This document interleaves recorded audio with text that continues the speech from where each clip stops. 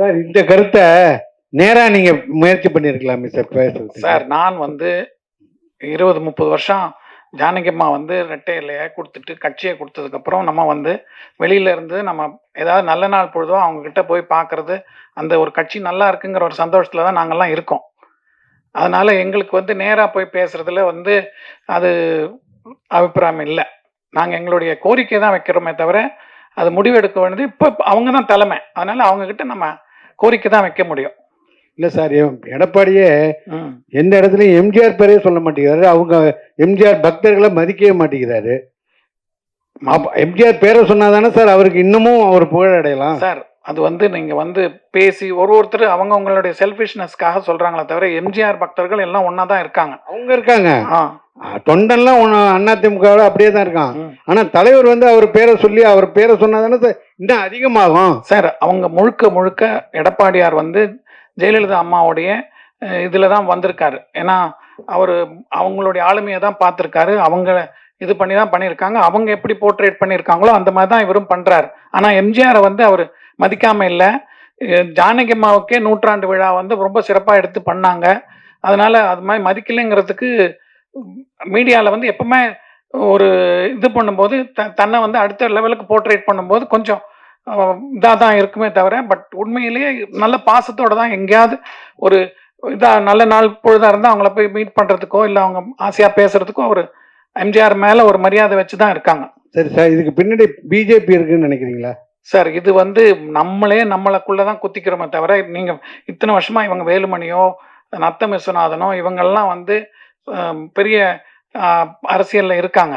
அவங்களுக்கு தான் மண்டையில மசாலா வேணுமே தவிர இன்னொருத்தர் மேல நீங்க குறை சொல்றதுல ஒண்ணுமே கிடையாது.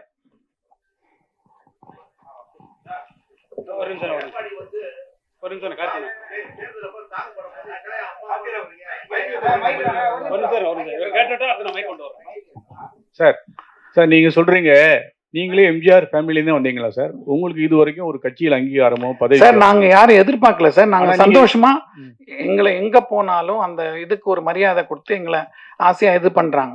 ரெட்டை இலை இருக்கு, கட்சி இருக்கு. நான்லாம் வந்து சின்ன வயசுல எங்க அப்பா வந்து அண்ணாடிஎம்கே ஆபீஸ்ல வந்து கல்யாண மண்டபம் வச்சிருந்தாரு, சத்யா கல்யாண மண்டபம்னு. அந்த கல்யாண மண்டபத்துல ஓடி விளையாடினவன் தான். ஒவ்வொரு இதுவும் மீட்டிங் நடக்கும் போதெல்லாம் பார்த்தவன் தான். அதாவது இப்போ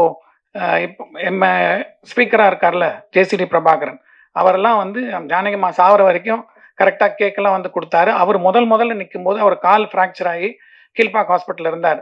அப்போ அப்பா கூப்பிட்டு போய் இந்த பையன் நல்ல பையன், நல்லா வருவான், அவனை என்கரேஜ் பண்ணணும்ன்ட்டு அப்பா வந்து எக்ஸ்ட்ராவா இப்போ தேர்தல் அப்பாவுக்கு வந்து ஒரு அண்ணா நகர்ல வந்து ஹாண்டே நிற்கிறாங்க, இவர் வந்து வெள்ளிவாக்கத்தில் நிற்கிறாங்க.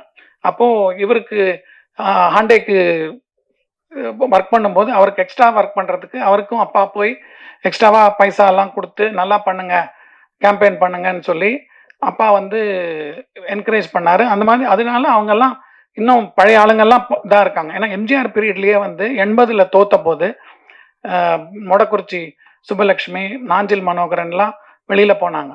அந்த மாதிரி ஒவ்வொரு தடவையும் இதில் போவாங்க. ஏன்னா உங்களுக்கு தெரியும் விஸ்வநாதன், ஒரத்த நாடு அவரும் எல்லாருமே 4 பேர் இருந்தாங்க. அவங்க அப்புறம் வைகோ கிட்ட போனாங்க. அதெல்லாம் நடந்தது கட்சியில். அது மாதிரி நடக்கும் சார். நீங்க உங்க கட்சிக்காரங்க தான் சொல்லுதாங்க, சிவி சண்முகம், வேலுமணி சார்லாம். இது வந்து உடைக்கிறது வந்து ஆளுங்கட்சியா இல்லையா? அவங்க ஆசைவார்த்தை காமிக்காங்களா? வேற ஏதாவது குதிரை பேரம்லாம் நடந்திருக்கா? உங்களுக்கு தெரிஞ்சிருக்குமா? அதை ஏன் நீங்க சொல்ல மாட்டேங்க சார்? உங்களுக்கு தான் தெரியும் என்ன நடக்குதுன்னு, மீடியாவுக்கு தான் தெரியும் குதிரை பேரத்தை பற்றிலாம். நாங்கள் வந்து பொதுவாக ஒரு நிகழ்வுகளை பார்க்குறோம், ஒரு சிலர்கிட்ட நாங்கள் என்னன்னு கேட்டு தெரிஞ்சுக்கிறோமே தவிர இந்த பேரம் பேசுறதெல்லாம் வந்து எங்களுக்கு தெரியாது. எங்களுக்கு தெரிஞ்சதெல்லாம் வந்து என்ன பண்ணுறாங்க கட்சியில் வந்து இவங்க எப்படி ரெட்டையில உடைக்கிறதுக்கு தெரிஞ்சே, அதாவது ஏற்கனவே இந்த மாதிரி நடந்து ரெட்டையில பேன் பண்ணி ஜானகி அம்மா கொடுத்ததுக்கு அப்புறம் தான் வந்து இந்த ரெட்டையில வருது. அப்போ டிஎன் சேஷன் இருக்காரு.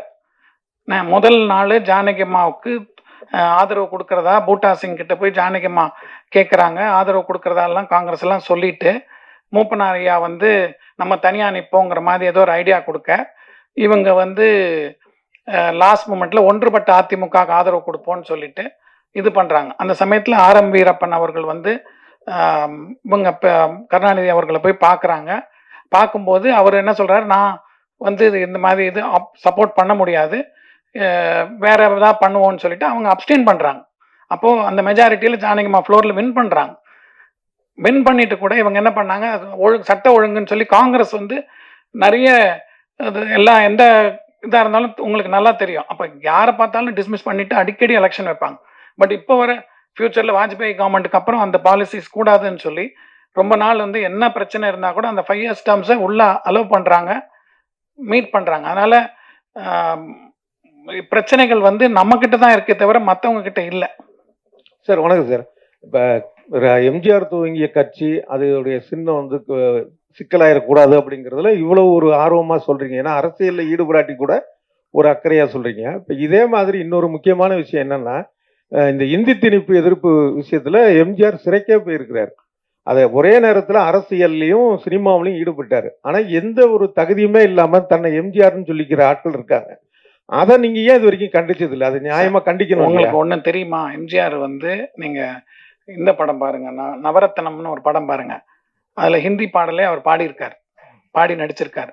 அதனால வந்து ஒரு மொழி வந்து தெரிஞ்சுக்கிறது தப்பு கிடையாது. திணிப்பு சொல்றேன், திணிப்பு தமிழ்நாட்டுல வந்து அந்த திணிப்பு கிடையாது. ஏன்னா இவங்க வந்த போதே ஏடிஎம்கே ஆட்சி இருக்கும் போதே அது வந்து ஸ்ட்ரிக்டா தான் ஃபாலோ பண்ணாங்க, திணிப்பு கொடுக்கல. அதனால இவங்க அது வச்சுதான் அரசியல் இத்தனை வருஷம் நடத்திட்டு இருக்காங்க. அது வந்து இன்னைக்கு ஒரு பொருட்டே கிடையாது. இல்ல, என்னுடைய கேள்வி உங்களுக்கு சரியா கன்மையாவலன்னு நினைக்கிறேன். நான் கேட்ட கேள்வியுடைய அர்த்தம் என்னன்னா, எம்ஜிஆர் அரசியல் சினிமா ரெண்டுத்திலையும் ஒரே நேரத்துல கோல வச்சினாரு. சினிமாலையும் தைரியமா தான் சார்ந்த கட்சியை வெளிப்படுத்தினாரு. போராட்டங்கள்லயும் வந்து ஒரு சில விஷயங்கள் ஈடுபட்டிருக்காரு. ஆனா எந்த தகுதியுமே இல்லாத சில பேர் தன்னை எம்ஜிஆரோட ஒப்பிட்டுக்கிறாங்க. அரசியலுக்குலாம் வந்து அடுத்த எம்ஜிஆர் நான்னு. அதை நீங்க ஏன் வந்து அதையும் நீங்க வந்து ஒரு இது கருத்தை தெரிவிச்சிருக்கணும்ல?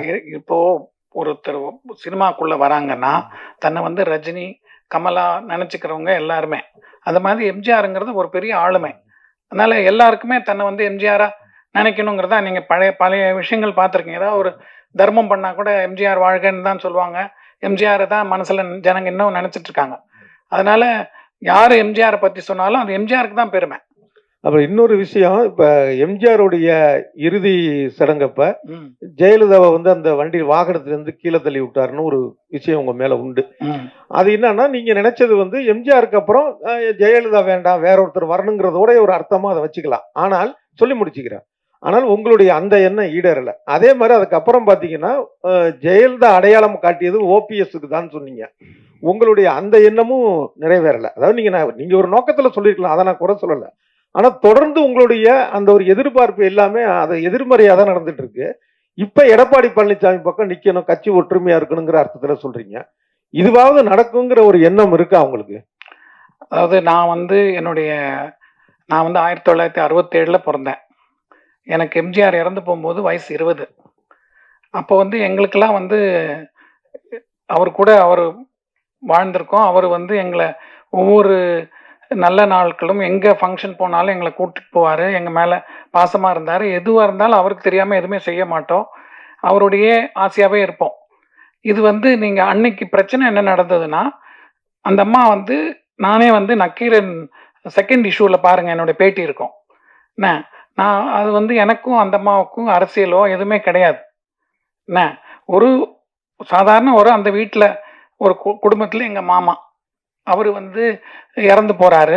அவர் வந்து ஒரு கௌரவமா பண்ற சமயத்துல இவங்க ஏறி மிதிக்கும் போது அதை வந்து நாங்க சின்ன பையன் போனான். ஐ வாஸ் ஒன்லி 20 இயர்ஸ் நான். அப்போ என்னுடைய கோவத்தை நான் வெளிப்பாடு கண்டேன். அதுக்கப்புறம் வந்து அந்த பிரச்சனை அதோட முடிஞ்சு போயிடுது. என்ன அதுக்கு அவங்களும் பெரிய அதுக்கு அந்த ஒரு 2-3 வருஷம் அந்த ப்ராப்ளம் இருந்து அதோட அவங்களும் மறந்துட்டாங்க. நான் இது பண்ணிட்டாங்க. ஜானகிமா இறந்த போது கூட முதல் ஆளா அவங்க தான் வந்தாங்க தோட்டத்துக்கு. வந்த போது கூட நானும் அவங்களும் ஒன்னா தான் நின்றுட்டு இருந்தோம். வந்து பார்த்துட்டு தான் போனாங்க. அதனால அவங்களுக்கும் எனக்கும் பிரச்சனையே கிடையாது. அது வந்து சொல்லிட்டே வராங்க. அதே மாதிரி ஓபிஎஸ் வந்து எனக்கு வந்து அந்த சமயத்துல யாருமே தெரியாது. கட்சியில எடப்பாடிங்கிற ஒரு உருவமே எங்களுக்கு தெரியாது. அப்போ இந்த ஓபிஎஸ் வந்து 2 தடவை 3 தடவை அவங்க சான்ஸ் கொடுத்துருக்காங்க. அதனால அவர் கண்டினியூ ஆகட்டுமே, அவர் சிஎம்மா இருக்காரு, அப்படி கண்டினியூ ஆகட்டுமேங்கிறத ஆதரவு கொடுத்தோம். அதுக்கப்புறம் அவருக்கே எதிர்ப்பா ஈரோடு தேர்தலெல்லாம் நானே பேசியிருக்கேன். இந்த மாதிரி கட்சியை உடைக்கிறவங்களாம் எங்களுக்கு வேண்டாம் தான் சொல்லியிருக்கோமே தவிர நாங்கள் வந்து இவர் வரக்கூடாது அவர் வரக்கூடாது நாங்கள் நினைக்கல. எங்களுக்கு வந்து ரெட்டையில இருக்கணும், கட்சி இருக்கணும், கட்சி ஒத்துமையாக இருக்கணும். அந்த எம்ஜிஆருடைய ஃபோர்ஸஸ் வந்து இன்னும் ஆசையாக இருக்காங்க. நல்லது செய்யுங்க, யார் வேணா வாங்க, அவ்வளோதான். சார், அரசியலில் உங்கள் கருத்து சொன்னீங்க. சினிமாவை பொறுத்த வரைக்கும் உங்களோட அடுத்த கட்ட திட்டம் என்ன? நான் வந்து I am now going to be 59 years நடந்துட்டுருக்கு. ஏதாவது சான்ஸ் தானாக வந்தால் நானே பண்ணுவேனே தவிர நான் வந்து முடிஞ்ச வரைக்கும் போகிறதில்ல. ஏன்னா எங்களுக்கு வந்து அந்த ஃபேமிலி பேக்ரவுண்ட்னா உங்களுக்கு சினிமா பற்றி தெரியும். போனோடனே என்ன சார் ஏதாவது ஃபைனான்ஸ் பண்ணுறீங்களா, படம் எடுக்கிறீங்களா, ஃபஸ்ட்டு போடும்போது நம்மளை போட்டுருவாங்க. அதுக்கப்புறம் படம் வந்து பெரிய கம்பெனியாக இருந்தால் அது மூவ் ஆகும். நம்மளை வந்து ரொம்ப நாளுக்கு அப்புறம் தேடி வரும்போது சின்ன கம்பெனிஸ் வரும்போது நம்மளை ஃபைனான்ஸ் பண்ணுறியான்னு சொல்லி ஃபோர்ஸ் பண்ணுவாங்க. அப்போ நமக்கே ஒரு அந்த ப்ரெஷர் வரும். அதனால் நான் வந்தால் செய்வேன், இல்லைன்னா நான் செய்ய மாட்டேன்.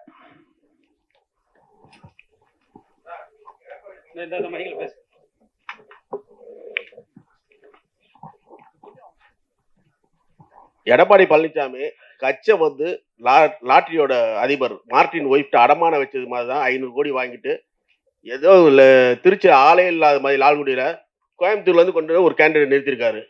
இது அவங்க கட்சியிலே பரவலாக பேசிக்கிட்டு இருக்காங்க. இப்போ இவ்வளோ பிரச்சனை கட்சியில் போய்கிட்டு இருக்கிறதுக்கு அந்த அம்மா தான் காரணம்ன்றாங்க. எடப்பாடியை வீட்டுக்குள்ளே பார்த்துட்டு வந்துட்டு 10 நிமிஷம் வெளியில் வந்து நாங்கள் உடன்பாடு ஆகட்டும், டிவிக்கு விஜய் கட்சி கூட சேர போகிறோன்னு அந்த அம்மா பேட்டியும் கொடுக்குது. ஏன் உள்ளே இருந்து எடப்பாடி வந்து வேணான்னு சொல்ல வேண்டியதானே? யாரோ பேட்டி கொடுக்குறது, ஏன் இப்படி கொடுக்குறீன்னு கேட்குறாரு. ஏன் இந்த அம்மா மட்டும் சொல்ல மாட்டாரு? வாங்கின காசு காண்டியா? நீங்கள் சொல்கிற வந்து எல்லா கட்சியுமே தேர்தல் நிதி வாங்கியிருக்காங்க. அதனால இவங்க வாங்கினாங்க அவங்க வாங்கினாங்கங்கிறது நீங்கள் சொன்னீங்கன்னா அது சரியாக வராது. ஏன்னா மற்ற கட்சியிலையும் இந்த ஃபேமிலி இருக்குது. அதனால் எல்லா கட்சியிலையும் அவங்க இருக்காங்க. அதனால் அதுக்கும் இதுக்கும் சம்மந்தமே கிடையாது. இது வந்து கட்சி அவங்க உடைப்பாங்கங்கிறது தப்பு தான். அவங்க கொண்டு போய் உள்ளே விட்டது, லாஸ்ட் மூமெண்ட்டில் கொடுத்தது தப்பு தான். அது வந்து வேலுமணி அவங்க தான் கூட்டு போய் விட்டாங்கங்கிறாங்க. அதனால தான் இன்னைக்கு நம்ம கஷ்டப்படுறோம். சரி, எடப்பாடி வந்து கட்சியில ரொம்ப நல்லவர், அவருக்கு கொடுக்கலாம் சொல்றீங்க. நல்லவர் நான் சொல்லல, நல்லவர் நான் சொல்ல வரல. அவர் வந்து இந்த தேர்தலுக்கு அந்த 4 வருஷம் முதல்ல அவர் வரும்போது, அவர் ஆட்சியில் அமரும் போது அவர் மெஜாரிட்டியோட தான் இருந்தார். ஆனா ஓபிஎஸ் வந்து மன்னிச்சு கூட சேர்த்துக்கும் போது அவர் வந்து துணை முதலமைச்சர் கட்சியில் ஈக்குவல் போஸ்ட் கொடுக்கும்போது எல்லா இதுவும் மூவ் ஆகும்போது ஒவ்வொரு தடையும் டிலே பண்ணுறதும் தனக்கு சாதகமாக வேணும்னு நீங்கள் உங்களுக்கு நல்லா தெரியும். எம்பி பதவி சண்முகத்துக்கு கொடுத்தாங்க, முனுசாமி கொடுத்தாங்க. இவங்க 2 பேருமே வந்து வேஸ்ட் பண்ணிட்டு போயிட்டாங்க. இதுதான் எல்லாருடைய வருத்தமே. யாராவது ஒரு புது ஆளுக்கு கொடுத்துருக்கலாம், அவங்களாவது வந்திருப்பாங்க. கட்சியில் பாடுபடுறவங்களாம் இருக்காங்கன்னா அந்த மாதிரி சின்ன சின்ன கம்ப்ளைண்ட்ஸ் இருக்குது. இன்னைக்கு சிவி சண்முகம்லாம் பேசுறதுக்கு தகுதியே கிடையாது. அவர் வந்து இந்த எலெக்ஷன் வர வரைக்கும் வெயிட் பண்ணிட்டு அவர் எம்எல்ஏ ஆயிருக்கலாம். அவர் ஏன் வந்து அவசரம் போய் எம்பி ஆனாரு? அதுக்கப்புறம் இதுக்கு தோத்துருவாருன்னு பயம் இருந்தது அவருக்கா? போன தேர்தலுக்கு சாங் வந்து ஒண்ணு போட ரெடி பண்ணிட்டு இருந்தாங்க அதிமுகல. அப்ப என்ன அம்மா அம்மான்னு போட்டுக்கிட்டீங்க, ஐயான் மாத்துங்கன்னு சொன்னது எடப்பாடியார்ன்றது எல்லாத்துக்கும் தெரிஞ்ச ஒரு விஷயம். அவர் வந்து ஒன்னும் அம்மா மேலேயோ கட்சி மேலேயோ ரொம்ப பிரியமா உள்ளவர்லாம் இல்ல சார். சார், இன்னைக்கு பதவிக்காக ஓடுறவங்க யாருமே கட்சி மேல பிரியமா இல்லைங்கிறதா நாங்க வருத்தமா சொல்றோம். எடப்பாடி வந்து பண்ணலன்னு சொல்லாதீங்க. அவர் வந்து இன்னைக்கு ஓரளவுக்கு இந்த கட்டுக்கோப்பா கொண்டு போனதும் இன்னைக்கு வந்து ஓரளவுக்கு இத்தனை பர்சன்டேஜ் நீங்க வந்து ரெட்டையிலங்கிற ஓட்டா இருந்தாலும் இவர் வந்து நிறைய அவருடைய 4 ஆண்டு கால ஆட்சியில நிறைய செஞ்சிருக்காரு, சைலண்டா செஞ்சிருக்காரு. இவங்க வந்து என்னது மெடிக்கல் மதுரையில வந்து இது கொண்டுறதா இருந்தது, எய்ம்ஸ் கொண்டுறதா இருந்தது. அதெல்லாம் வந்து இவங்க கொண்டு வந்துட போறாங்கன்னு செங்கலை தூக்கி சுத்தினாங்க. அதெல்லாம் விட இவர் எக்கச்சக்கமா கவர்மெண்ட் ஹாஸ்பிட்டல்ஸ் என்னென்னமோ பண்ணாரு, ரிசர்வேஷன்ஸ் கொடுத்தாரு. அதனால கவர்மெண்ட் ஸ்கூல்ஸ்ல மெடிக்கல் இதெல்லாம் வராங்க. அதெல்லாம் பார்த்துட்டு நாங்க அவரே கண்டினியூ பண்ணா கொஞ்சம் ஸ்ட்ராங்கா இருக்கும். ஏன்னா உங்களுக்கு பழைய இதுல வந்து அமாவாசை பௌர்ணமி ஆனா மந்திரி பதவியெல்லாம் போய்கிட்டு இருந்தது. அதெல்லாம் இல்லாம ஓரளவுக்கு ஸ்ட்ராங்கா கொண்டு போறது ஒரு பெரிய விஷயம். அதெல்லாம் அவர் பண்ணனால நம்ம எனக்கு தனிப்பட்ட முறையில் எடப்பாடிங்கிற ஒரு முதலமைச்சர் ஆனதுக்கு அப்புறம் தான் தெரியும். எடப்பாடிங்கிறது யாருமே தெரியாது. அதுக்கப்புறமும் எடப்பாடி கிட்ட நான் வந்து ஒரு 2 தடவை 3 தடவை ஏதாவது வீட்டு ஃபங்க்ஷனாக இருந்தால் இன்விடேஷன் கொடுக்க போயிருப்பேன், இல்லை நியூ இயர்க்கு ஒரு தடவை போயிருக்கேன், அவ்வளோதான். அதுக்கப்புறம் அவருக்கும் எனக்கு சம்மந்தமே கிடையாது. எதுக்காக சொல்கிறேன்னா ஒரு கட்சியை காப்பாற்றிட்டு போகிறாங்க. என்ன ஒவ்வொரு தடவையும் ஒவ்வொருத்தருக்கும் ஒவ்வொரு செல்ஃபிஷ்னஸ் இருக்கும். அதனால தப்பாக சொல்லுவாங்களே தவிர ஒரு தலைமைன்னு நம்ம ஏற்றுக்கிட்டோம், அது கண்டினியூ ஆகணும். அதுக்கப்புறமா நீங்கள் முடிவு பண்ணுங்க. இப்போ நம்ம வந்து அடுத்த தேர்தலோ வரும்போதோ நம்ம கட்சியை இருக்குன்னு நிரூபிக்கணும். அதனால தான் நாங்கள் சப்போர்ட் பண்ணுறோமே தவிர இவர் நல்லவர் அவர் நல்லவர் நான் சொல்ல வரல. கண்டினியூவான ஓகே. வெளியில போறவங்கள என்ன பிரச்சனை, வா உள்ள இருன்னு சொல்றதை விட்டு போறையா கிளம்பு அப்படின்னு அது சிவி சண்முகம் சொல்றாரு. அந்த சிவி சண்முகம் தான் நிறைய பேர் விரட்டினாரு. நீங்களே பார்த்துருப்பீங்க. ஓபிஎஸ்க்கு எதிராக பொதுக்குழு கூட்டு நடத்துற போது முனுசாமி வந்து ஆதரவு கொடுத்து உட்கார்ந்துருக்காரு. அவரை மேடையிலே அசிங்கப்படுத்தினார் அந்த சிவி சண்முகம். அவரை அடிக்கிற மாதிரி எல்லாம் போய் பேசினாரு. நேத்திக்கு சசிகலா சொல்றாங்க இனிமே கட்சி ஒன்னாயிரம், எல்லாத்தையும் ஒண்ணு சேர்ப்போம். யாரு? சசிகலா நேத்திக்கு பிரஸ் மீட் வச்சிருக்காங்க. சசிகலாங்கிறவங்க முதல்ல இத்தனை பேர் எலெக்ஷன்ல எதிர்த்து அதிமுகவுக்கு எதிர்த்து நிக்க வச்சதே அவங்க தப்பு. அவங்க உண்மையான எம்ஜிஆர் மேலேயோ கட்சி மேலேயோ பாசமே கிடையாது அவங்களுக்கு. ஒரு அறிக்கை விட்டுருக்கலாமே நேற்று உடனே நீங்க. அதுதான் நான் சொல்ல வரேன் இன்னைக்கு. அதனால தான் நான் வரேன். நேற்றுக்கே நான் கேட்டேன், இன்னைக்கு தான் அரேஞ்ச் பண்ணாங்க, அதனால இன்னைக்கு பேசுறேன். சசிகலா ஒரு பொம்பளையே அந்த கட்சியை வந்து நாங்க அழிக்கணும்னு தான் நினைக்கிறாங்களே தவிர செல்ஃபிஷ். அவங்க ரொம்ப செல்ஃபிஷ். சார் நீங்க சொல்றீங்க இப்ப இவர் சிவி சண்முகமும் வேலுமணியும் வந்து பாத்தீங்கன்னா கட்சிக்கு உண்மையா இல்ல அப்படின்றீங்க. சார் கட்சிக்கு இல்ல சார். அவங்க ஒரு குற்றச்சாட்டு ஒண்ணு வச்சிருக்காங்க பிரஸ் மீட்ல. என்னன்னா எடப்பாடி அவர்கள் தான் வந்து பாத்தீங்கன்னா டிஎம்கேவோட அண்டர் டீலிங் பண்ணி அந்த எலெக்ஷன் ரிசல்ட் அப்ப வந்து எங்கள்கிட்ட பேசினாரு, அதனாலதான் நாங்க இந்த எதிர்ப்பு தெரிவிக்கிறோம் அப்படின்னு சொல்லிட்டு ஒரு குற்றச்சாட்டு வச்சிருக்காங்க. இதுக்கு உங்களோட பதில் என்ன? யாரு டிஎம்கேவோட அண்டர் டீலிங் வச்சிருக்காங்க? சார் அவர் முதல்ல ஆதரவு கொடுக்க போறதுக்கு முன்னாடி, சட்டசபையில போய் ஆதரவு கொடுக்கறதுக்கு முன்னாடி இந்த மாதிரி பேசியிருந்தா ஏதாவது ஒரு விஷயம் இருக்கான்னு நம்ம நினைக்கலாம். நீ நேரா ஓடி போய் சட்டசபையில போய் அவருக்கு பொன்னாடை போத்துறதும் அவருக்கு வீட்டுக்கு வந்து அவர் உங்களை பார்க்கறதும் இது பண்ணிட்டு இருந்தா அப்போ வந்து நீ சொல்றதெல்லாம் என்ன? அப்போ நீ வந்து உன்னுடைய இதை செல்ஃப் டிஃபெண்ட் பண்ற என்ன? அதனால அவர் முதல்ல அதை சொல்லிட்டு அப்புறமா போய் ஆதரவு கொடுத்துருக்கணுமே தவிர நேரா போய் அவர் வீட்டில் இவர் போறாரு, இவங்க சொல்ற மாதிரி என்னென்னமோ போகுது, அதுக்கப்புறம் இவர் போய் பொன்னாடை போத்துறாரு. அதுக்கு பண்றதுக்கு அவர் சொல்றதுல என்ன டிஃபென்ஸ் இருக்கு? அது இல்லாமல் அவங்க சொல்றாங்க அவருக்கு பவர் இல்லை, இவருக்கு பவர் இல்லை, பழைய டேட் போட்டு கையெழுத்து போட்டு இவங்க பேசிக்கிட்டு இருக்காங்க. சார் இப்போ இத்தனை பேர் பிரிஞ்சு போனாங்கல்ல, இப்ப ஏடிஎம்கேல இருந்து போனாங்க இல்லையா, அவங்க ஒருத்தரை கூட நீங்க பார்த்தோ இல்ல வேற விதமாவோ பேசவே இல்லையா? இப்ப நீங்க இவ்வளவு விஷயம் பேசுறீங்கல்ல, அதை நீங்க ஒருத்தரை கூட ட்ரை பண்ணி பார்த்து பேசவோ சொல்லவோ ட்ரை பண்ணல? எனக்கு வந்து பழைய முத்துசாமி ஐயா இருக்காங்க, ஜேசிடி பிரபாகரன் சார் இருக்காங்க, அதுக்கப்புறம் ஓபிஎஸ் கிட்டேயும் நிறைய தடவை பேசியிருக்கேன் நான். எல்லாருக்கிட்டையும் நம்ம வந்து அரசியல் வந்து அவங்ககிட்ட பேசும்போது அவங்களுடைய நிலைப்பாடை சொல்லுவாங்க. அது நமக்கு ஒத்து வராத போது நம்ம அவங்ககிட்ட போய் அதை வற்புறுத்த முடியாது. அப்ப ஏன் இப்ப அதே விஷயம் தானே இப்ப எங்ககிட்ட நீங்க வந்து பிரஸ்ல சொல்லும் போதும் அதே விஷயம் தானே? அதே விஷயம்தான். பட் இப்ப இருக்கிற சிச்சுவேஷன் வந்து ரெட்டையிலேயே முடக்கணுங்கிற லெவலுக்கு அவங்க பிஹேவ் பண்ணிட்டு இருக்கிறது தான் எங்களுக்கு கஷ்டமா இருக்கு. இது நீங்க கட்சியை விட்டு போங்க, நீங்க தயவு செஞ்சு நீங்க கட்சியை விட்டு போங்க.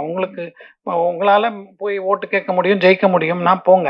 ஏன்னா உங்களோட எம்எல்ஏ போஸ்ட் போயிடுச்சுன்னா நீங்க உங்களை யாருமே திரும்பி பார்க்க மாட்டாங்க. நாளைக்கு நீங்க தோத்தீங்கன்னா அவங்க ஜெயிச்சுட்டு போறாங்க, அவங்க கண்டினியூ பண்ண போறாங்க, நீங்க வந்து ரோட்ல விட போடுவீங்க. அந்த மாதிரி நிறைய நடந்திருக்கு. அதனால அவங்களுடைய தப்பு அவங்களே தான் உணரணும். இது வந்து பொதுப்படையா அந்த பொதுக்குழு உறுப்பினர்கள் செயற்குழு உறுப்பினர்களை வந்து கன்ஃபியூஸ் ஆகி அங்கேயும் இங்கேயும் போயிடக்கூடாதுங்கிறதுனால ரெட்டையில பேண்ட் ஆயிடுச்சுன்னா உங்களுக்கு அந்த பொதுக்குழுங்கிறதே மரியாதை இல்லாம போயிடும்.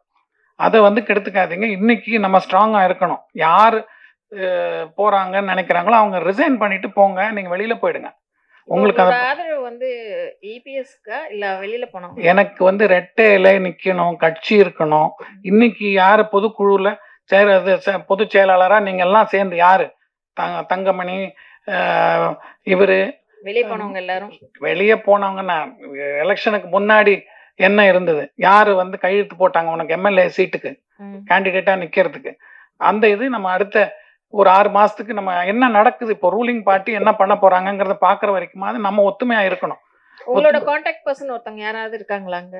உங்களுக்குன்னு ஒரு கான்டாக்ட் பர்சன் இருப்பாங்கல்ல, யாருமே இல்லையா? ஒரு கூட இல்லையா? எனக்கு எல்லாருமே கான்டாக்ட் பர்சன் சார், எல்லா கட்சியிலும் எல்லாருமே இருக்காங்க. நேர்ல பார்த்து ஒரு விஷயத்தை கன்வே பண்ண முடியாத விஷயத்தை இப்ப பிரஸ்ல சொல்லி பொதுப்படையா ஒரு விஷயத்தை சொல்லி சார், இது நான் சொல்றது வந்து நீங்க எதிர்பார்க்கறீங்க? எனக்கு வந்து எல்லாமே எம்ஜிஆருடைய பக்தர்கள்லாம் வந்து கட்சி ஒத்துமையா இருக்கணும்னு விரும்புறாங்க. பொதுக்குழு செயற்குழு உறுப்பினர்கள் வந்து யார பொதுச் செயலாளரை இப்ப தேர்ந்தெடுத்திருக்காங்களோ அவங்களுக்கு கூட இருக்கணும். இல்லைன்னா நம்ம கட்சி இனிமே once and for all finish வரத்துக்கு சான்ஸே கிடையாது. இதை வந்து அவங்க தப்பு பண்ணாங்கன்னா நீங்க முடிஞ்சு போச்சு. அப்ப நீங்க போறது வந்து ஏதோ அந்த 5 நிமிஷம் உங்களுக்கு கிடைக்கிற சுகத்துக்காக போறீங்கிற மாதிரி தான்.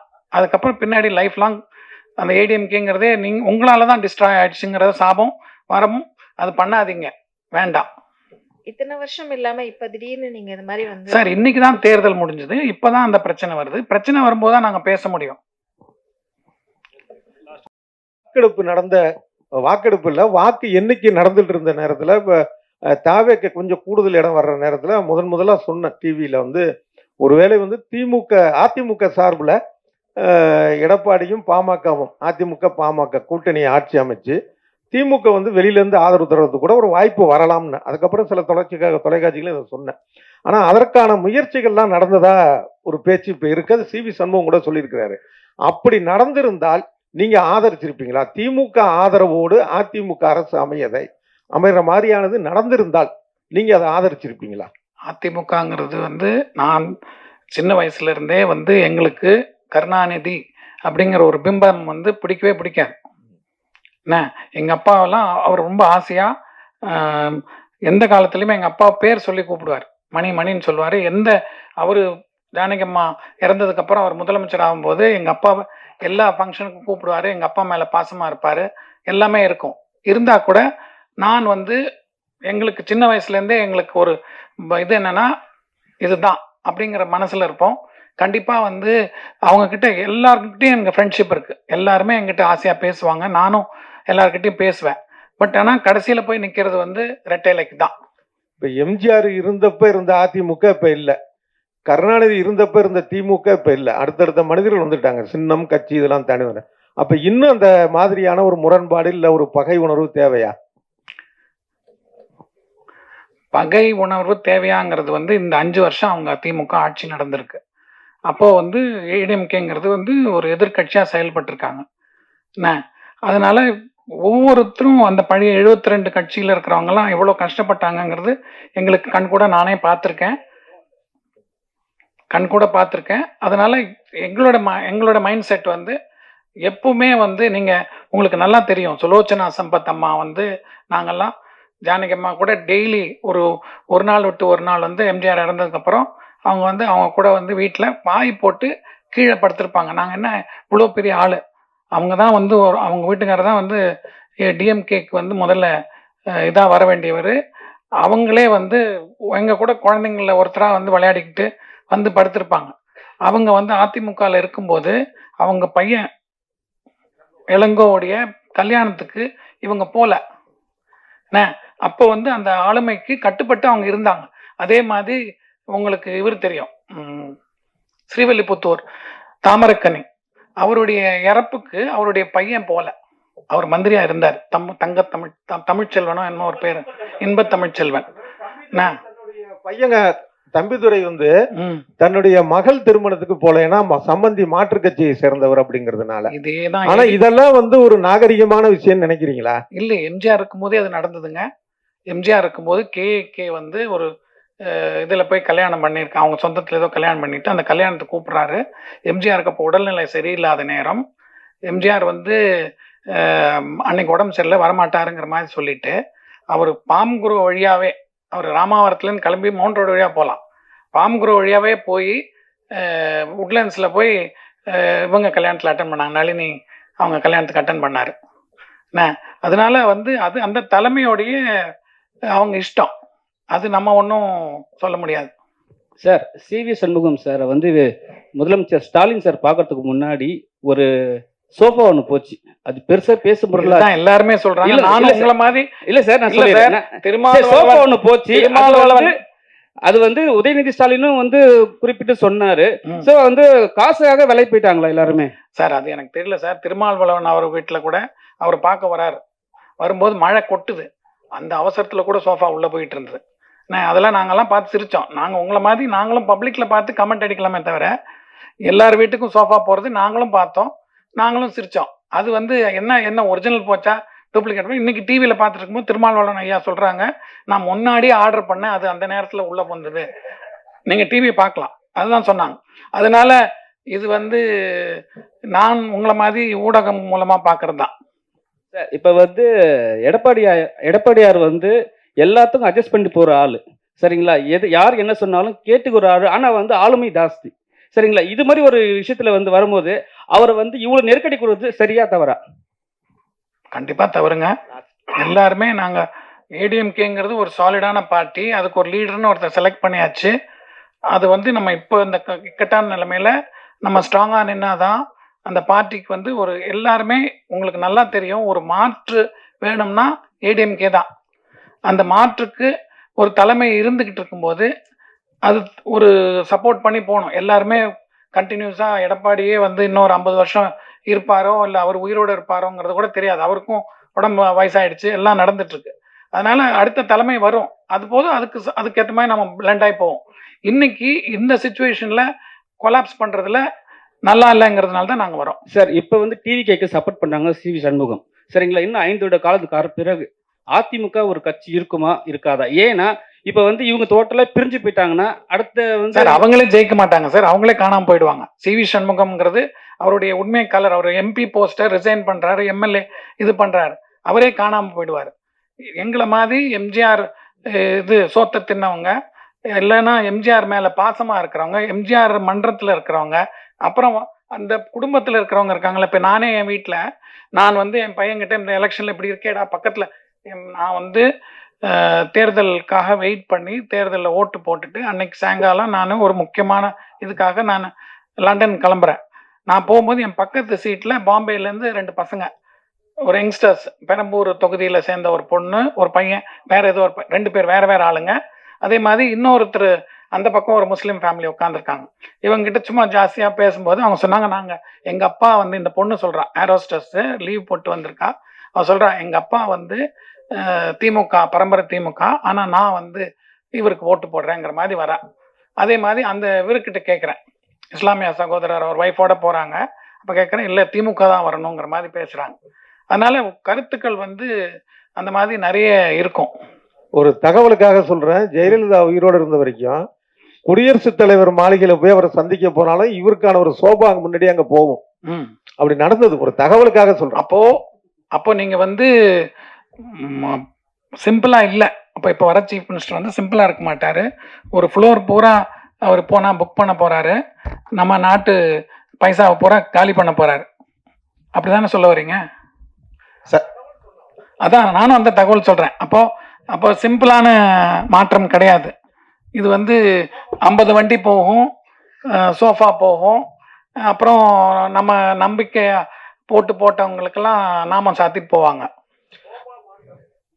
சார், இப்போ நீங்க சொன்னீங்க சிவி சண்முகம், வேலுமணி இவங்களாம் வெளியில வந்துட்டாங்க அப்படின்னா கண்டிப்பா உங்களுக்கு வேல்யூ இருக்காது அப்படின்னீங்க. இதுவே வந்து போன ஆட்சியில வந்து பாத்தீங்கன்னா ஓபிஎஸ் அவர்கள் அதிமுக சார்ந்து ஒரு விஷயம் பதிவிடும் போது எடப்பாடி அவர்கள் இருந்து எல்லாருமே குரல் கொடுத்தாங்க. அதிமுக சார்ந்து எந்த ஒரு கருத்தும் நீங்க பதிவிடக்கூடாது அப்படின்னு சொல்லிட்டு அவங்களுக்கு அகெயின்ஸ்டா குரல் கொடுத்தாங்க. ஆனா இன்னைக்கு சட்டசபையில எடப்பாடி அவர்கள் வந்து பாத்தீங்கன்னா தாவேக்காக்கு வந்து ஆதரவு தெரிவிக்கல. அதே வந்து பாத்தீங்கன்னா சிவி சண்முகம், வேலுமணி இவங்க எல்லாம் வந்து பாத்தீங்கன்னா அதே சட்டசபையில உள்ள இருந்துகிட்டு ஆதரவு தெரிவிச்சு ஒரு கும்பல் நிக்கிறாங்க. ஆனா இந்த இடத்துல எந்த ஒரு குரலும் கொடுக்கல எடப்பாடி அவர்கள். அப்ப சிவி சண்முகம், வேலுமணி இவங்களோட செயல்பாடுக்கு பயந்துட்டாரா எடப்பாடி அவர்கள்? சபராகரிக்கணும்னு ஒன்று இருக்கு சார். உங்க கட்சி ஆளே திடீர்னு பிஹேவ் பண்ணும்போது அவருக்கு வந்து எக்ஸ்பீரியன்ஸ் இருக்கிறனால அவர் காமா இருக்காரே தவிர, சிவி சண்முகம் நீங்களே பார்த்துருப்பீங்க, டிவியில் பிஹேவ் பண்ணுறதும், விஜயபாஸ்கர் ஓடுறதும், அப்போ அந்த சீப் பிஹேவியர் பண்ணும்போது இவரும் அதுக்கு ஈக்குவலாக போய் பண்ணா, அப்போ நீங்கள் வந்து ஒரு சீஃப் மினிஸ்டராக பார்த்தவருடைய டெக்காரமை வந்து கெடுக்கிற மாதிரி ஆகிடும். அவர் வந்து முதல்ல ஒரு எம்எல்ஏவாக இருந்தால் அது வேற பிஹேவியர், தலைவராக வரும்போது சீஃப் மினிஸ்டர் இருக்கும்போது பிஹேவியர். அதனால அவர் டீசெண்டா பிஹேவ் பண்ணார், இவர் இன்டீசெண்டா பிஹேவ் பண்ணிருக்காரு. இல்ல சார், கடந்த ஆட்சியில வந்து பாத்தீங்கன்னா ஓபிஎஸ் இருக்கும் போதே வந்து பாத்தீங்கன்னா எடப்பாடி அவர்கள் அதே சட்டசபையில தான் அந்த வார்த்தையும் பதிவிட்டாரு. ஓகே, சோ அப்படி இருக்கும் போது இப்ப ஏன் அந்த சபை நாகரிகம் தெரிஞ்சிருக்கு அவருக்கு? சார், ஓபிஎஸ்ங்கிறவர் வந்து அவருக்கு முன்னாடி சிஎம்மா இருந்திருக்காரு. அவர் வந்து செஞ்ச விஷயங்கள் வந்து ஒரு பொதுக்குழு இது பண்ணியாச்சு, அவர் சிஎம் ஆயிட்டாரு. அதுக்கப்புறம் நீங்க கட்சியை கெடுக்கிறதுக்குன்னே நீங்க பண்ணும்போது அந்த ஒரு இது சொல்றாரே தவிர, இன்னைக்கு இருக்கிற சுச்சுவேஷன்ல உங்களுக்கு சிவி சண்முகமோட பிஹேவியரை பத்தி தெரியும், அவருடைய நடவடிக்கைகள்லாம் தெரிஞ்சுட்டு அவருக்கு ஈக்குவலா அவர் வந்து இறங்கி பேச முடியாது. சார் வணக்கம் சார். சொல்லுங்க. மாண்புமிகு எம்ஜிஆர் அவர்களால் துவக்கப்பட்ட அதிமுக, ஜெயலலிதா அவர்களால் கட்டி காக்கப்பட்ட அதிமுக, இன்னைக்கு சல்லியா உடைச்ச சசிகலா அவர்களே என்ன சொல்லியிருக்காங்கன்னா, எல்லாரும் ஒன்னா சேர்ந்து மீண்டும் அதிமுக ஒருங்கிணைச்சு கொண்டுட்டு வரணும் அப்படின்னு சொல்லியிருக்கிறாங்க. அது நடைமுறை சாத்தியமா? நீங்க ரெட்டையிலையை வந்து எப்படி காப்பாற்ற போறீங்க? இதுக்கப்புறம் உங்களோட நடவடிக்கை என்னவா இருக்கும்? சார் நான் தான் முதல்ல அவர் கேட்கும்போதே சொன்னேன். அவர் கேட்டபோதே சொல்லிட்டேன். சசிகலா வந்து முதல்ல இத்தனை பேர் கேண்டிடேட் நின்று ஓட்டை பிரிச்சதே தப்பு. அப்பனா உங்களுக்கு விஜயகாந்த் பொண்டாட்டிக்கும் சசிகலாவுக்கு என்ன டிஃபரன்ஸு? உங்களுக்கு என்ன காசு கிடைக்குதோ, என்ன சீட் கிடைக்குதோ அங்கங்கே ஓடுற மாதிரி போயிட்டு இருந்தாங்கன்னா, அப்போது சசிகலா வந்து ஆப்போசிட்டில் இருக்கிறவனுக்கு நீங்கள் ஆதரவாக செஞ்சீங்கன்னா, அப்போ நீங்கள் என்ன ஒன்றுபட்டது? இப்போது இவரும் சொல்கிறது மாதிரி தானே இருக்குது. சண்முகம் வந்து தொட்டிலும் ஆட்டி விட்டுட்டு புள்ளையும் கிள்ளி விட்டுட்டு அழறது பேசுறதுல என்ன நியாயம் இருக்குன்ற அது மாதிரி இந்த அம்மாவும் ஒதுக்கப்பட்டவங்க. இவங்க வேண்டான்னு முடிவு பண்ணிட்டாங்க. என்ன ஆனானப்பட்ட தினகரனே அவ்வளோ இது இருந்த போது அவர் இப்போ கூட இருக்காரு. என்ன சந்தர்ப்ப சூழ்நிலையில் போயிட்டாங்க. அவர் அண்டர்ஸ்டாண்ட் பண்ணிக்கிட்டார், அட்ஜஸ்ட் பண்ணி தானே போனாங்க. அதனால ஓரளவுக்கு ஒரு ஸ்ட்ரென்த் கிடைச்சது இல்லை. அது அந்தம்மா வந்து பேசாமல் இருந்திருந்தா ஜெயிச்சிருக்கலாமே. அப்புறம் நீங்கள் பேசுனீங்கன்னா அது ஒரு வேலிடு பாயிண்ட்டாக இருக்கும். நீங்கள் எல்லா தப்பும் பண்ணிட்டு இப்போது சுச்சுவேஷனில் போய் நான் ரொம்ப பெரிய இது பேசுகிறேங்கிற மாதிரி பேசுனா அது நல்லா இல்லை. Thank you so much. கண்டிப்பாக வந்து இப்போது அடுத்த 6 மாதத்தில் வந்து முனிசிபல் அந்த மாதிரி எலெக்ஷன்ஸ் வரப்போகுது. அதுக்குள்ளே நம்ம வந்து திருப்பி ஃபுல் ஸ்ட்ரென்த்தில் வரலாம். கேஸாக போட்டு நாளைக்கு ரெட்டையில பேன் பண்ணிட்டா திருப்பி அந்த ரெட்டையிலே இல்லாமல் போயிடும். ஏற்கனவே வந்து நிறைய தடவை இவர் சொன்ன மாதிரி, பெரியவர் சொன்ன மாதிரி பல முறை வந்து கேஸு கோர்ட்டுலாம் போயிருக்கு. அதெல்லாம் வந்து தவிர்த்துட்டு தயவு செஞ்சு ஒரு தலைமைன்னு நீங்கள் முடிவு எடுத்து தான் அந்த தேர்தலை சந்தித்தோம். அந்த தேர்தல் சந்தித்த போது நல்ல வாக்கு கண்டிப்பாக வந்து என்னமோ ஒரு அலை அடித்தா கூட ஒரு எந்த ஒரு இது இல்லாமல் நம்ம வந்து கிட்டத்தட்ட 1.25 கோடிக்கு மேலே எடப்பாடியோ யாரையோ நம்பி ரெட்டையிலைங்கிற ஒரு இதுக்காக போட்டிருக்காங்க. அதனால வந்து எந்த தலைமையை நம்ம ஒத்துக்கிட்டு போனோமோ அந்த தலைமையை நம்ம கண்டினியூ பண்ணால் கண்டிப்பாக ஜனங்களுக்கு வந்து ஒரு மாற்றம் தேவைங்கிற போது ஒரு அதிமுகங்கிறது இருக்குங்கிறது ஒரு பலமாக இருக்கும். ரெண்டாவது நம்ம வந்து நல்லது செஞ்சால் கண்டிப்பாக வர முடியும். அதை விட்டுட்டு அவசரப்பட்டு ரொம்ப யாருமே கூப்பிடாத போது நீங்களாக போய் அசிங்கப்பட்டு கட்சியும் அசிங்கப்படுத்தி ஒவ்வொருத்தரும், ஏன்னா ஏற்கனவே வந்து அம்மா ஜானகி அம்மா வந்து ரெட்டப்புறா சேவல் நின்ன போது அம்மா கட்சியை கொடுத்துட்டு திருப்பி எல்லாரும் போய் சேர்ந்த போது ரொம்ப நாள் ஆச்சு அதை ஜெல் ஆகிறதுக்கு. எப்பவுமே வந்து ஒரு 2ஆம் பட்சமாகவும் இருந்தது. அதே மாதிரி இவங்க ஜெயலலிதா அம்மா இறந்ததுக்கப்புறம் திருப்பியும் ஒரு பிரச்சனை வந்த போது ஓபிஎஸ் தனியாக போனார், இவங்க தனியாக போனாங்க. அதெல்லாம் பிரச்சனையாச்சு. அதுக்கப்புறம் ரொம்ப நாள் அந்த இதாகி சரியாச்சு. முடிஞ்ச உடனே ஓபிஎஸ் வந்து தன்னுடைய செல்ஃபிஷ்னஸ்க்காக போய் எல்லாரையும் அம்போன்னு விட்டுட்டு அவர் போயிட்டார். அவர் எவ்வளோ முயற்சி பண்ணார், கட்சி ரெட்டையில முடக்கணும்னு அவர் எவ்வளோ முயற்சி பண்ணார். அது வந்து நடக்கலை. அதுக்காக ஃபுல் அண்ட் ஃபுல் இந்த சிவி சண்முகம் தான் வந்து கோர்ட்டு கேஸ் எல்லாம் போய் போராடி எல்லாம் பண்ணார். ஆனால் இன்னைக்கு அவர் சொல்கிறாரு எல்லாரையும் ஒத்துமையாக சேர்த்துங்க, எல்லாரையும் சேருங்க. இந்த ரெட்டையில ஆக்சுவலாக போன தேர்தல்லையே 21 ஏடிஎம்கே நல்ல சீட்டில் வர வேண்டியது. அது வந்து முதலமைச்சராக யார் அறிவிக்கிறதே ரொம்ப லேட் பண்ண வச்சது ஓபிஎஸ். அவர் வந்து ரொம்ப நியூசன்ஸாக இருந்து பார்ட்டியை வந்து ஸ்பிளிட் பண்ணணுங்கிறது தான் அவருடைய எண்ணமாக இருந்தது. கடைசியில் அதை உண்மைங்கிறதும் நிரூபிச்சுட்டு அவர் போயிட்டார். இப்போ அதே மாதிரி திருப்பி இந்த சிவி சண்முகம் யாருங்கிறவர் இதுக்கு ஃபுல் அண்ட் ஃபுல் இந்த பார்ட்டியை ரெட்டையிலைக்காக போய் கோர்ட்டு கேஸ் எல்லாம் போனாங்க. வேலுமணி எல்லாம் வந்து டெல்லிக்கெல்லாம் போனாங்க. இன்னைக்கு வந்து அவங்களே வந்து திருப்பியும் ரெட்டையிலை முடுக்கினா கண்டிப்பாக ரெட்டையிலைக்கு ஒரு கிடைக்கிறது ரொம்ப கஷ்டம். ஏன்னா இந்த மிந்தி மாதிரி இல்லை, இப்போ ரொம்ப வேற மாதிரி போயிட்டு இருக்கு. அதனால தயவு செஞ்சு நம்ம வந்து 2ஆம் பட்சமாக மாறக்கூடாது. ஏன்னா ஒரு தடவை நம்ம வந்து இப்போ தாவேக்காவோ அவங்கள நம்பி நீங்கள் போறீங்கன்னா கண்டிப்பாக இந்த எம்எல்ஏ போஸ்ட் எல்லாம் வந்து நிச்சயமாக வந்து டிஸ்குவாலிஃபை பண்ணிடுவாங்க. பண்ணிட்டா உங்களுக்கு சீட்டு கொடுக்க மாட்டாங்க, தாவேக்கா தான் நிற்பாங்க. அப்போ நீங்கள் வந்து ரொம்ப கேவலப்பட்டு போவீங்க. நீங்கள் வந்து அசிங்கப்படுத்தி ஏடிஎம்கேவை கேவலப்படுத்துறதுல எங்களுக்கெல்லாம் ரொம்ப கஷ்டமாக இருக்குது. எல்லாமே வந்து உண்மையாக ஆசையாக ரெட்டைலைக்கு இருக்கிறவங்க இன்றைக்கும் இருக்காங்க. அது வந்து நிரூபணமும் ஆயிருக்கு. அதனால தயவு செஞ்சு இந்த மாதிரி அவர் வந்து எல்லாரையும் நீக்கிறாருன்னு சொல்கிறார். இந்த நீக்க சொன்னதே வந்து இவங்க தான். ஃபுல் அண்ட் ஃபுல் ஓபிஎஸ் கூட கேஸ் நடத்தினது, மற்றவங்கெல்லாம் பண்ணது, அந்த மாதிரி சொல்லி சொல்லி இப்போ கடைசியில் வந்து ஸ்லீப்பர் செல்னு சொல்லி இப்போ இவங்க ஸ்லீப்பர் செல் மாதிரி ஆயிட்டாங்க. இது ரொம்ப அசிங்கமாக இருக்குது.